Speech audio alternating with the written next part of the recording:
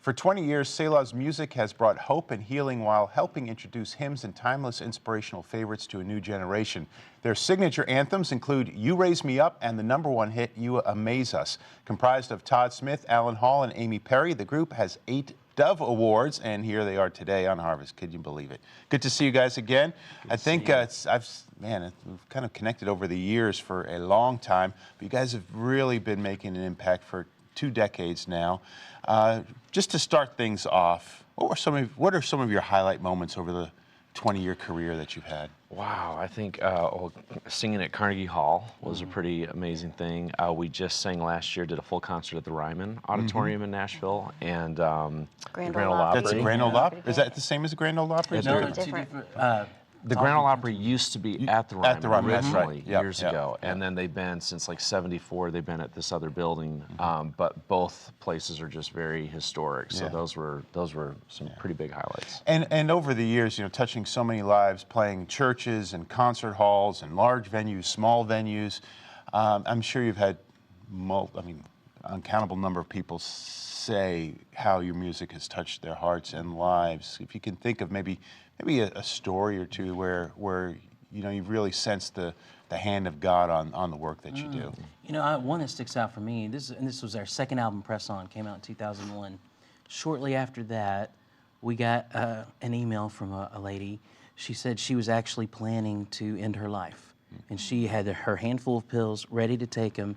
And she said the radio in her room, she said, I never listened to Christian music, wasn't a believer or anything, never had, and she said, for whatever reason, she said, I was about ready to do it. The radio came on, and it was tuned to the Christian station, and she heard Press On, and just the lyrics and everything. And she said she went right away and just threw the pills down the sink. Like she listened for a minute. She's like, went through the pills down the sink, and she wrote. She just said, I just want you to know that song had such an impact on me. And so she said that song literally saved my life. And and that's the thing. Like when we finish an album in the studio, when it's done and we send it off to the label to let them do their side of it, but we always pray over it, and even during the song selection, but you never know. Like we love hearing those stories because sometimes we just release it and put it out there, and we love hearing the feedback and knowing that it hopefully is making a difference in people's lives. Right, it's connecting with someone at the right moment. Yes. And you got to kind of trust the Lord for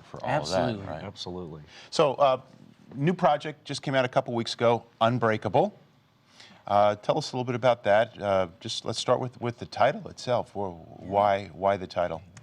It was a song that came to us from a friend that is a songwriter. He writes for Toby Mac and Mandisa, so anything you like on the radio, he's probably written. His name's Aaron Rice, and we're friends, and I had texted him in the studio and said, hey, do you have a song you might want to send us that's a little more kind of radio friendly, something we could just have fun with? And he sent this song, and it was so different from kind of everything we normally do. It's kind of a pop feel, and just it's cooler than us, I guess. But the lyrics We've were got our own dance routine for it. Nice but the lyrics were so sound, and that his love is unbreakable, and that we can't escape it because his love is always there. And so we just ended up really loving it. And I think right away we kind of all knew that it was going to be the title. Traditionally or typically, you always bring in a lot of the, some new, some old, some classics, and some hymns as well. Why has that been kind of, I don't want to say formula, but why has that kind of been the MO of your music? Yeah, it's how we started out. We originally, my sister Nicole was in the group with us the first 8 years. Amy's been with us for 12 years, so she's not really the new girl. But when we first started out, Alan's church asked if I would help lead worship. So then I roped Nicole in when they asked us to do a concert, and we just picked favorite songs. And Nicole and I had grown up on the mission field in Congo.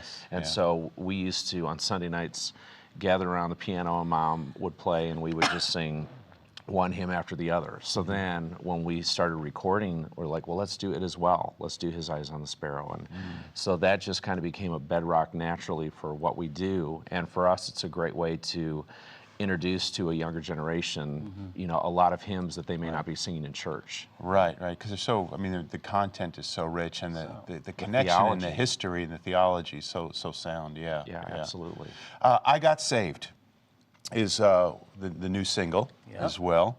and that's been an exciting song for you. It has been an absolutely exciting song for me. I forced them to do it. We were done with the album. We'd been recording for 2.5 years, and you get to the point where you're just ready to. We're exhausted. Let's finish this up.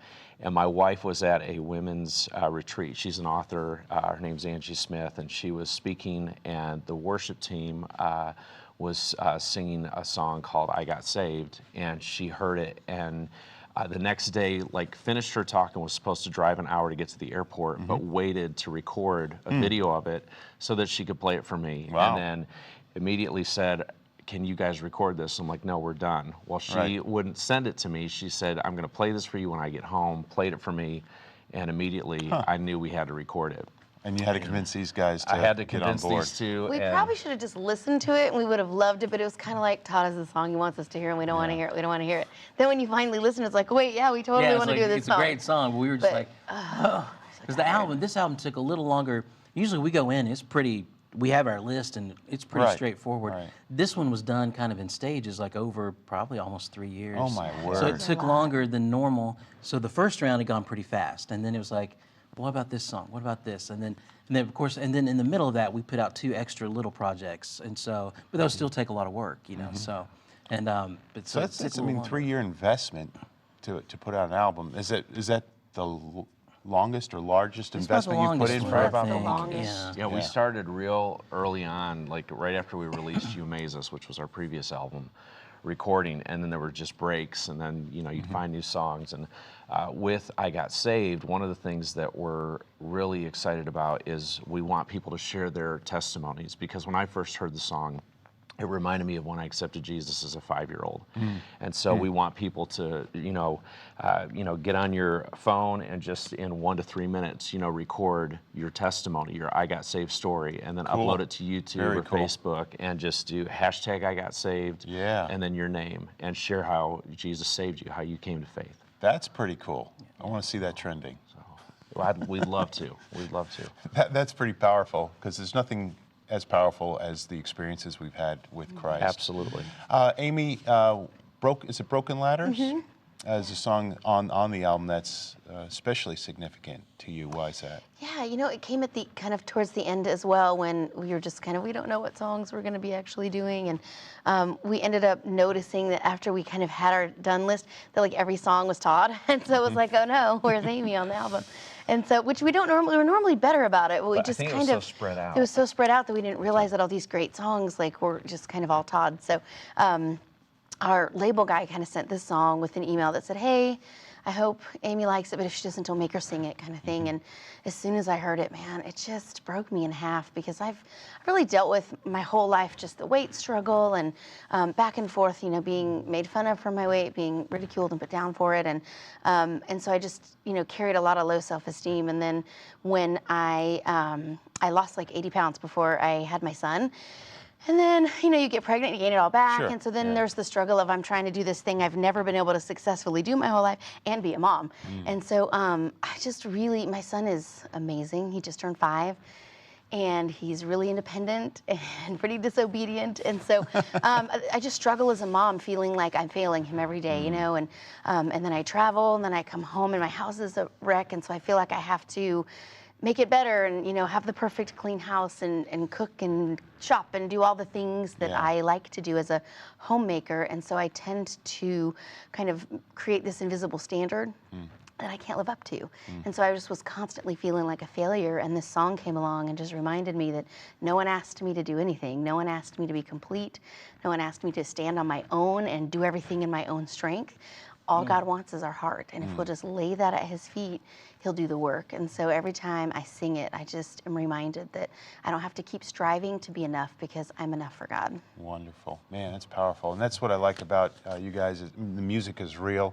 It's meaningful. It touches hearts and souls, and it brings Christ close. So thank you for joining us today here on Harvest Show. To connect with Selah and get a copy, let's say album, I don't know what you call them these days. I'd still say Downloads or album. I'd still say I don't know, record, vinyl records. Their new release, Unbreakable, their new project. You can go to selahonline.com for a link to Unbreakable. You can always go to our website, harvest-tv.com. You'll find an easy way to link back to their site as well. We'll be back in just a minute.